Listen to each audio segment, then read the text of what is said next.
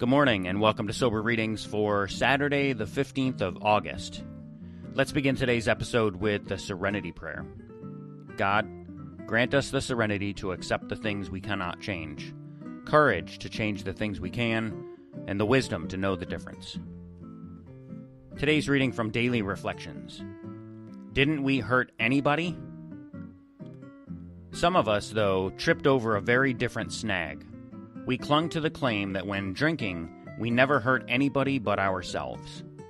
That's a line from 12 Steps and 12 Traditions, page 79.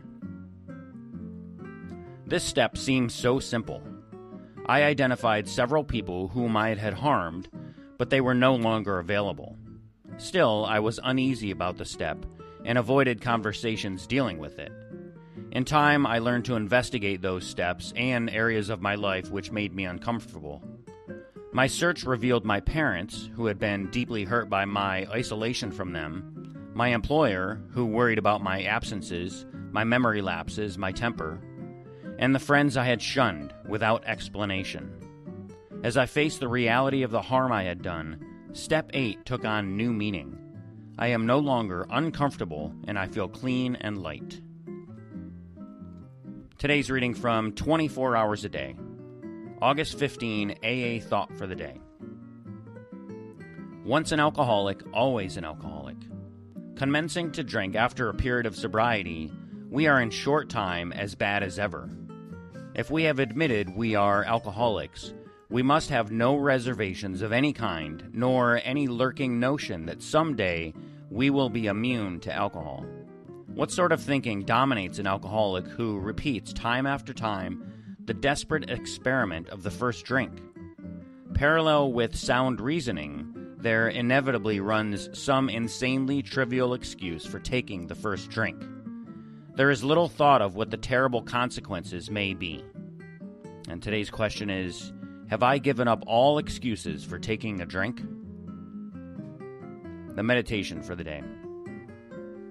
When 2 or 3 are banded together, I will be there in the midst of them.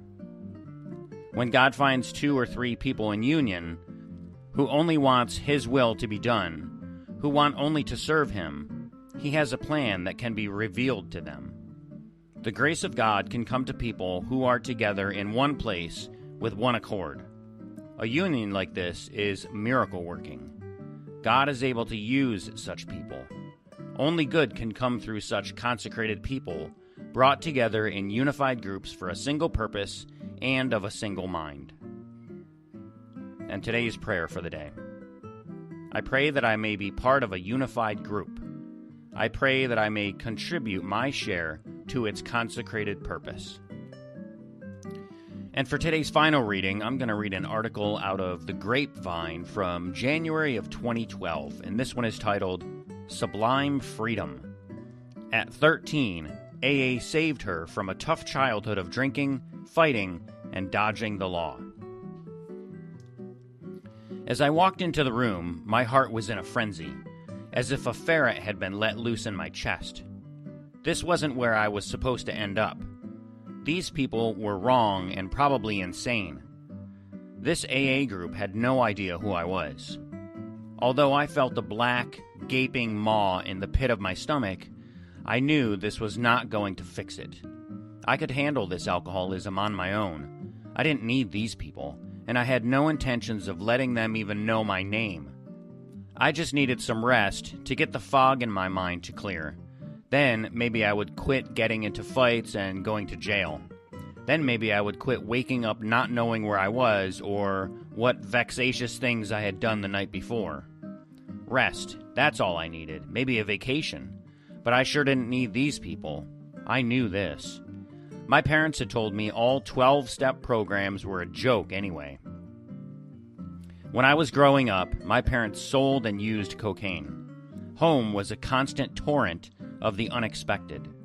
From one minute to the next, you couldn't be sure who was coming through the front door, or the windows for that matter. It could be the cops coming to take one of my parents away for the constant and brutal beatings they dealt one another. It could also be the dope man coming to take away everything worth anything in the house. Once a month he would come, And when he left, so did the TV, the radio, the video games, the wall clocks, and anything else he thought he could hawk for $1 or $2 to repay the debt that had come due. He would bring men the size of towering redwoods who carried guns the size of small dogs. This lifestyle made me age quickly, with a hard edge to survive. I was drinking by the time I was 5. I was tough as nails and quick to fight. Needless to say, the law was on my case like a rat on sticky paper. I was fortunate enough to slither by without jail the first few times, and I was just put on probation. I was 11 at my first encounter with my court-appointed watchdog. This woman had hair that looked like a squirrel had burrowed in for a long winter, eyes as fierce as a rabid pit bull, and an ego the size of a dirigible. Given these qualities, I was surprised that she fell so easily into my web of lies. I had her gulping kibble from the palm of my hand. I never intended to do what she asked, just lead her on long enough until she finally cut me loose. After that, the game was on. The running, drinking, and brawling were all back on schedule. I did this for quite some time. Then the fun started to evaporate. I thought maybe it was just a dry spell. The brief periods of jubilation came in shorter and fewer intervals, then eventually dried up altogether. That brings me to the meeting I was about to enter.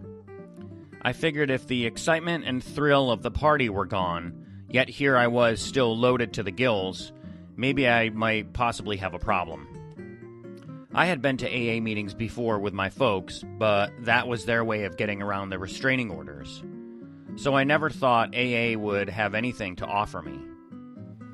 I sat in the back of the hall-like room, close to the door. The walls were stark white, just as the linoleum underfoot. The aroma of coffee and cigarettes wafted in my direction, making my stomach dance like a Mexican jumping bean. Fists clenched and drawn at my sides, I sat and listened. Then, out of nowhere, I heard someone say what I needed to hear. I had never understood when people said stuff like, "I felt like I was at home at last," or "I finally felt like I belonged." I had never felt like I belonged, and I sure as hell never had a home I wanted to go to. Yet, somehow in that instance, I did feel at home, just as they said I would. I stayed through the whole meeting and listened to others tell their accounts of life. And I actually focused and heard. They spoke of a better way of life.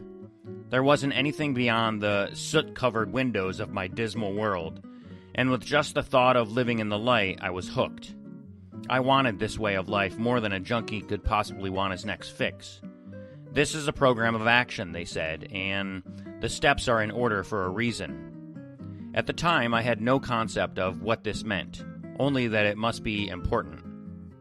Just do the footwork and keep going, I told myself over and over. The first few months were rough and tumble, but I stuck it out. I worked the steps, but sometimes the steps worked me. Nevertheless, my life slowly began to mend. Over these trying years, I have come a long way, from the little brawler down the street to a somewhat respectable member of society. It has been years since I've had a drink. I was 13 the first time I came to AA, and that set the pace for the rest of my life. I am now 22 and have quite a few years under my belt, and yet somehow I still know nothing, and isn't it wonderful? It is a great feeling to not be bogged down with thoughts of the next bottle. Surprising as it is, my parents have even began to see that there is something sublime in this freedom. They have not had much success, but only time can tell. God's will, not mine, be done. And that was written by April H. in Medford, Oregon. And that's going to do it for today's episode of Sober Readings. Thank you so much for listening. If you enjoyed the show, please do me a huge favor and hit the like button, the share button, and subscribe so you don't miss the next episode. And if you're someone who loves sober literature and you'd like to be a guest reader on my show, send me an email at soberreadingswithscott@gmail.com and we can make that happen. And if you'd like to drop $1 in the virtual donation basket for today's readings, just go to my website, soberreadings.com, and you can click the donate button. So again, thank you so much for listening today. Stay sober, keep reading, and I'll see you in the next episode. Until then, take care of yourselves and each other, and remember, just for today, don't drink, go to a meeting, and keep coming back. Have a great day, everyone, and as my friend Larry says, best day ever.